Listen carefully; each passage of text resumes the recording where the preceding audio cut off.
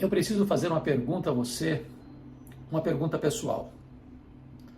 Uma pergunta relevante e absolutamente importante para a história da sua vida. E a pergunta é esta: você está cheio do Espírito Santo? Você conhece a plenitude do Espírito Santo? O apóstolo Paulo, escrevendo a sua carta aos Efésios, trata desta matéria.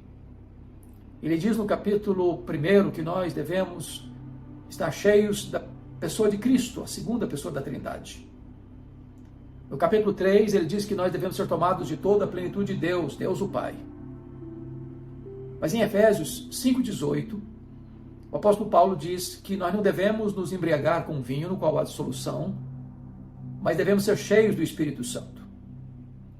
Portanto, podemos e devemos ser cheios do Pai, do Filho e do Espírito Santo. Mas a pergunta é: você está cheio do Espírito Santo?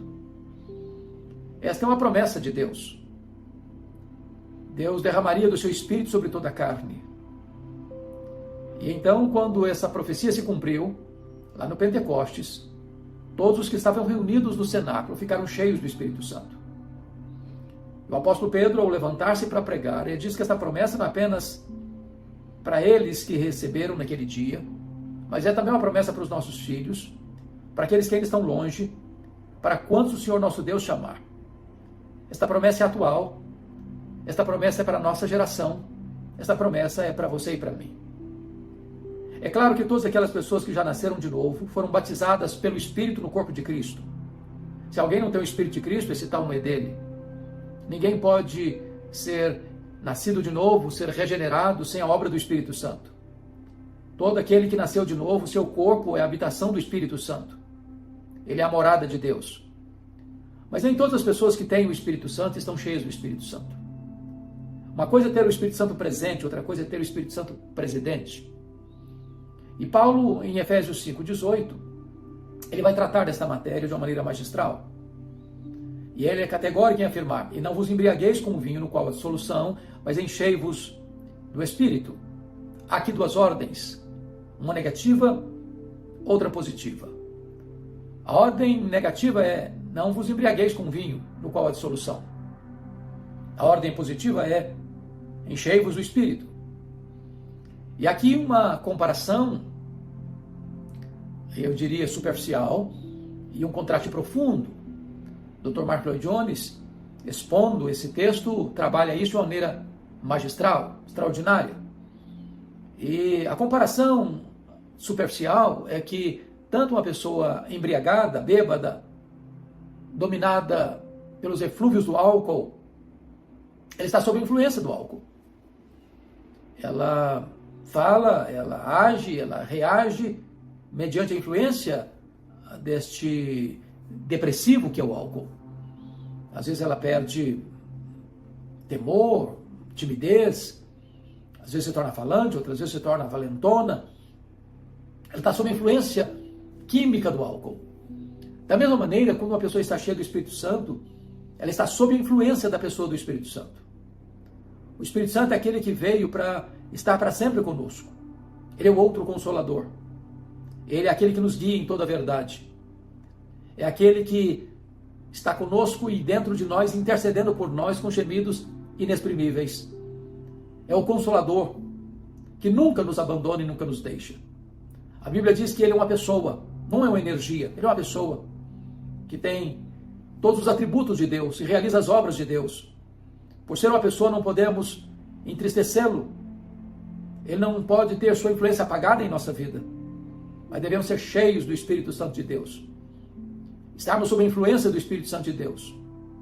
A Bíblia diz que o fruto do Espírito é amor, alegria, paz, bondade, benignidade, mansidão, domínio próprio. E desta maneira, o caráter de Cristo é retratado em nós, é forjado em nós pela obra do Espírito Santo. Precisamos andar no Espírito, viver no Espírito, obedecer ao Espírito, honrar o Espírito. Ele é aquele que está conosco sempre, conduzindo a igreja, conduzindo cada crente.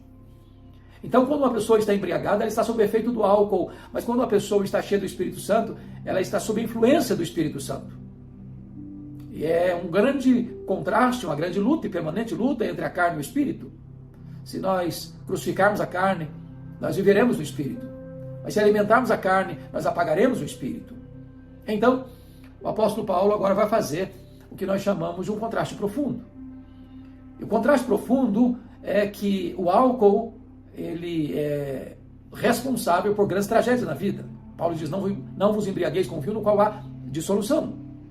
O álcool é um depressivo, é um ladrão de cérebros, responsável por 50% dos acidentes de trânsito, mais de 50% dos crimes passionais. E desta maneira, quando uma pessoa se torna viciada, adicta, controlada pelo álcool, ela vai arruinar sua vida, ela vai arruinar sua família, arruinar seu casamento, arruinar sua vida financeira, arruinar sua reputação, vai destruir sua própria alma. O álcool tem esse poder terrível, não só o álcool, mas todas as drogas, né? A maconha, a cocaína, o crack, as anfetaminas, tudo aquilo que vem para tirar o siso, tirar a compreensão clara, a lucidez, a capacidade de raciocínio lógico. Então Paulo diz que a embriaguez vai levar as pessoas à dissolução, a uma vida de comprometimento dos valores morais. A pessoa vai perdendo o equilíbrio, a capacidade de pensar, de refletir, e ela vai destruindo a si mesma e destruindo as pessoas à sua volta. O álcool produz dissolução. Se o álcool ele produz dissolução, por outro lado, o Espírito Santo, quando ele domina a nossa vida, quando estamos cheios do Espírito, controlados pelo Espírito, dirigidos pelo Espírito, a nossa vida vai ter marcas bem precisas.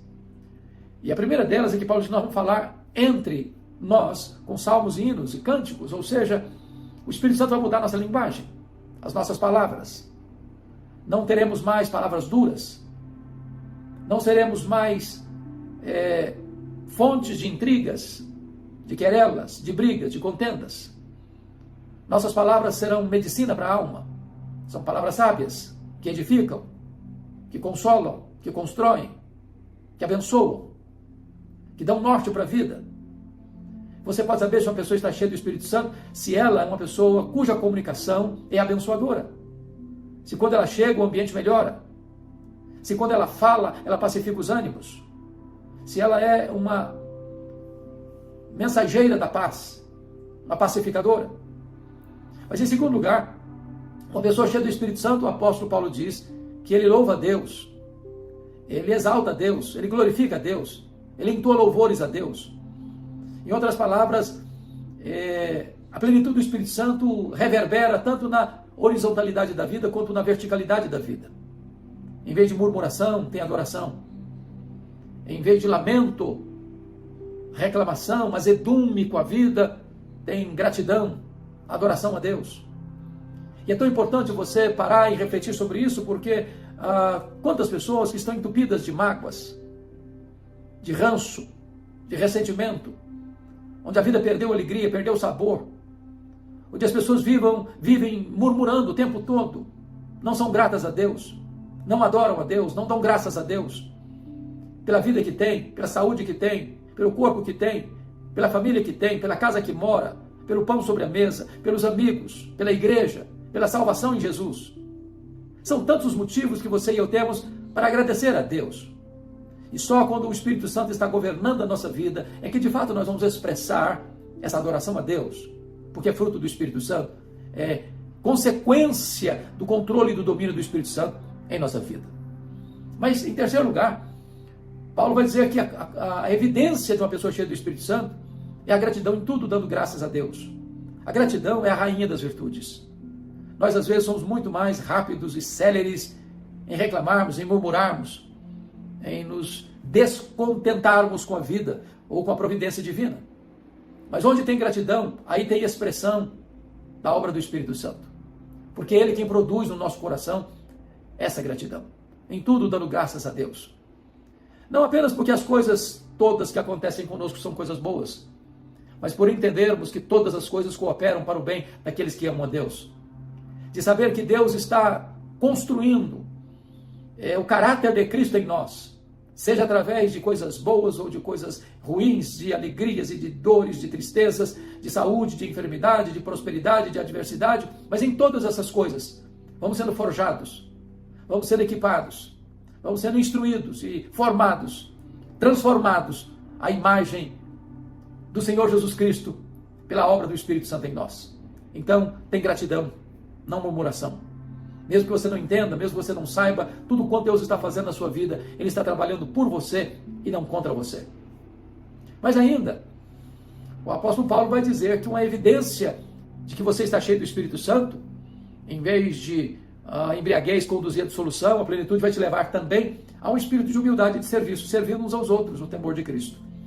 Quando você vê uma pessoa egoísta, narcisista, que pensa que ela é o centro do universo, que acha que todos precisam estar servindo a ela e não ela servindo a todos, quando ela acha que ela precisa dos holofotes da fama, as ribaltas, as luzes da ribalta, do prestígio humano, e ela quer só ser servida e não servir, é porque esta pessoa não está cheia do Espírito Santo.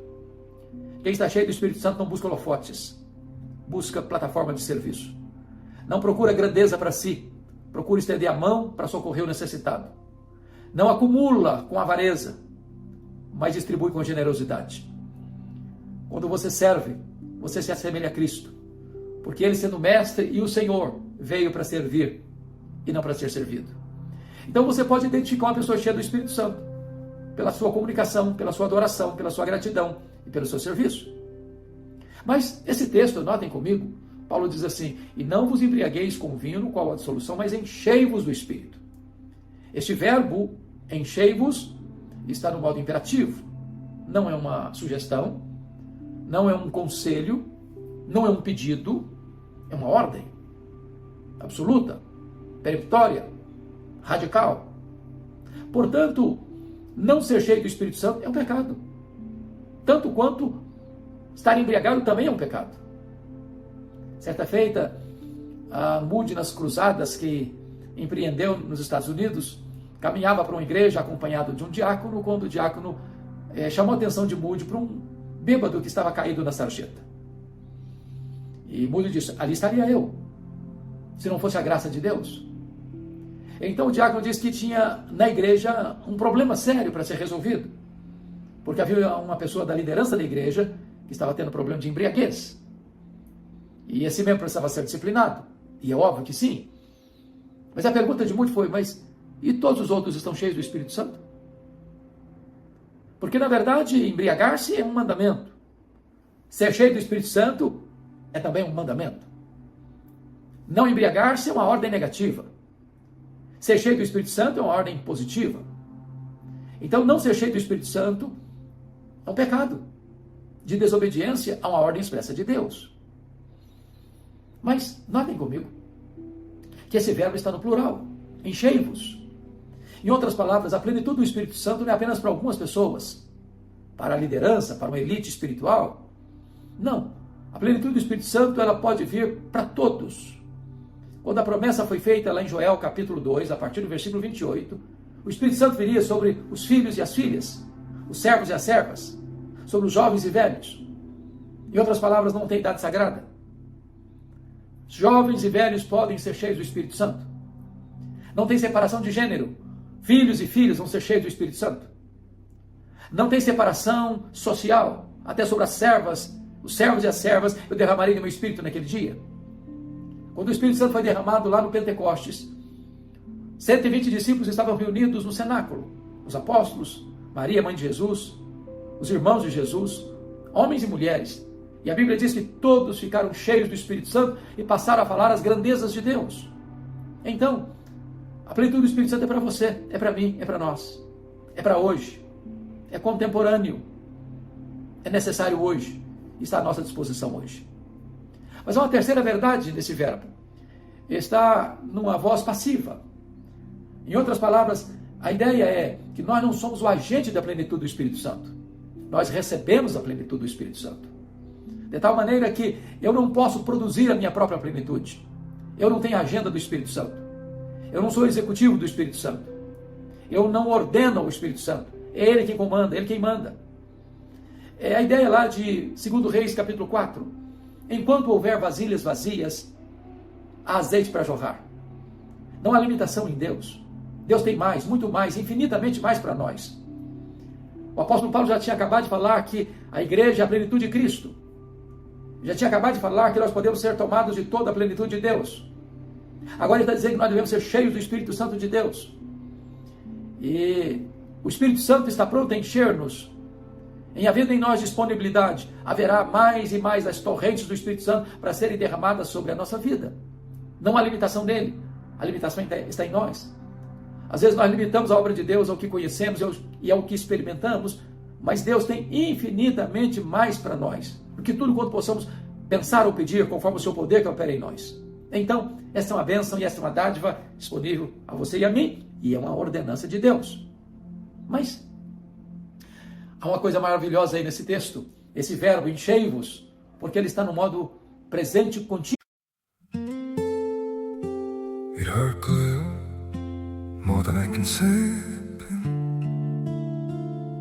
but maybe love isn't holding on. Maybe it's knowing when to walk away.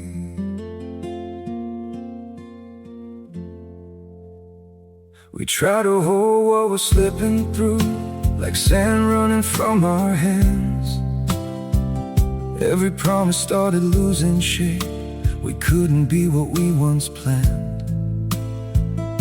Your eyes would look right through mine, like you were already gone. We stayed too long in a fading light, trying to prove we still. It hurt good, more than I can say, but maybe love isn't holding on. Maybe it's knowing when to walk away.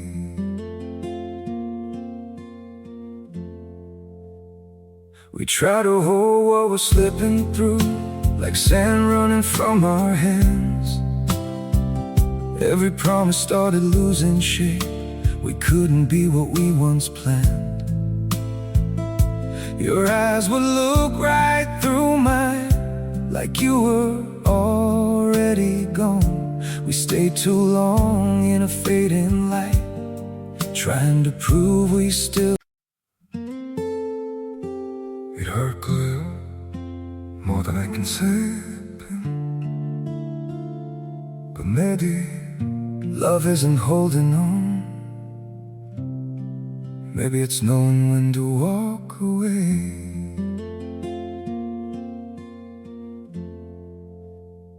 We try to hold what we're slipping through, like sand running from our hands. Every promise started losing shape. We couldn't be what we once planned. Your eyes would look right through mine, like you were already gone. We stayed too long in a fading light, trying to prove we still. It hurt good, more than I can say,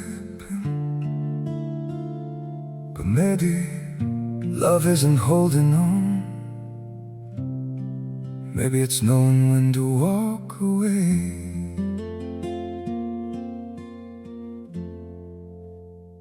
We try to hold what we're slipping through, like sand running. Continuou. Essa é uma característica da língua grega. Por exemplo, quando você vai em João 2, você vai ver lá que Jesus mandou os garçons, os serventes, encher aquelas 6 talhas de pedra, contendo cerca de 100 litros cada um, dizendo, enchei d'água as talhas. É também o verbo encher. Mas lá não está no presente contínuo. Aquelas tábuas deviam ser cheias uma única vez, e não era para encher outras vezes, não era para repetir a mesma cena outras vezes, mas aqui, enchei-vos do Espírito, está no presente contínuo, significa que você deve ser cheio hoje, deve ser cheio amanhã, deve ser cheio depois de amanhã, deve ser cheio a semana que vem, o mês que vem, o ano que vem, a década que vem, a vida toda. Em outras palavras, a plenitude de ontem não serve para hoje. Todos os dias precisamos ser cheios do Espírito Santo de Deus. Todos os dias dependemos da plenitude do Espírito Santo de Deus. A plenitude de ontem foi para ontem, hoje precisamos de um novo revestimento, hoje precisamos de uma nova capacitação, hoje precisamos de um novo poder. E se você ler o livro de Atos, é exatamente isso que você vai constatar no livro de Atos. A igreja sendo cheia, e mais uma vez sendo cheia, e outra vez sendo cheia, e repetidamente sendo cheio do Espírito Santo de Deus.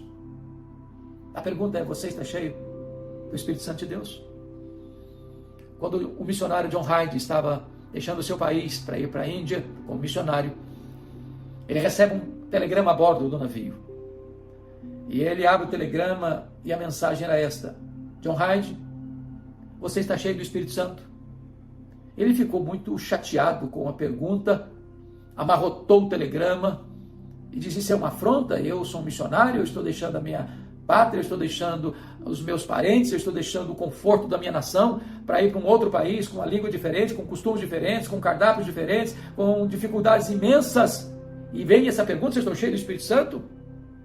Mas ele retornou à sua cabine, o Espírito Santo tocou o seu coração, e ele caiu de joelhos e disse: meu Deus, eu não posso ir para a Índia sem o revestimento do Espírito Santo. E ele pediu a plenitude do Espírito Santo. E ele pediu naquele momento que Deus lhe desse a bênção de, ao chegar na Índia, batizar mais de 365 pessoas naquele ano, ganhando uma vida por dia, em média, para Jesus. E essa meta foi cumprida. E ele duplica, triplica e quadriplica esta meta de alcance de pessoas para Cristo. E ele experimentou milagres após milagres no seu ministério na Índia, de tantas maravilhas, de tantas e milhares de conversões, porque ele não estava fazendo a obra na força do braço, mas no poder do Espírito Santo. Não é por força, não é por poder, mas é pelo meu Espírito, diz o Senhor dos Exércitos. E eu pergunto: você está cheio do Espírito Santo? Esta bênção é para você, é para mim, é para nós. Talvez entre as chuvas de Deus e o sedento, entre as torrentes do céu e a terra seca, existem obstáculos que precisam ser removidos. E a nossa oração é que Deus nos dê um coração quebrantado, arrependido, para que os obstáculos sejam removidos, para que a chuva serôdia e as torrentes benditas do Espírito Santo sejam derramadas sobre nós nesse tempo, nessa geração.